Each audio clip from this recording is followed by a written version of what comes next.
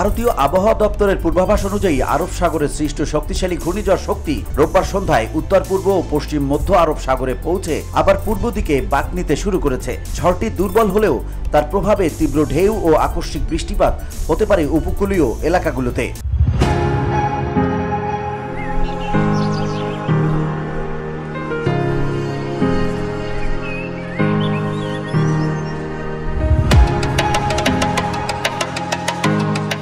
অন্যদিকে ওমানের আবহাওয়া বিভাগ জানিয়েছে ঘূর্ণিঝড়টি তাদের আল সার্কিয়া উপকূলের দিকে ধীরে ধীরে এগোচ্ছে, তবে আজ রাত থেকেই এটি দুর্বল হতে শুরু করবে। তারা বলছে রাতের শেষ ভাগ ও সোমবার সকালে ঝড়টি পূর্ব দিকে সরে গিয়ে আবার আরব সাগরের মাঝামাঝি অঞ্চলে ফিরে যাবে।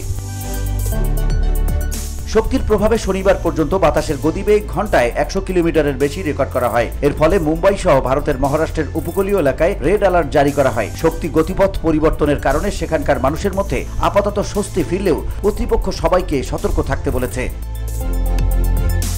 বিবৃতিতে বলা হয়েছে ঘূর্ণিঝড়টির কেন্দ্র ওমান উপকূল থেকে আনুমানিক 100 থেকে 200 কিলোমিটারের মধ্যে দিয়ে অতিক্রম করতে পারে। যদিও এটি স্থলভাগে বড় কোনো আঘাত হানবে না বলে ধারণা করা হচ্ছে, তবুও সামুদ্রিক কার্যক্রম স্থগিত রাখা ও স্থানীয়দের নিরাপদে থাকার পরামর্শ দেওয়া হয়েছে। VOD Bangla news desk.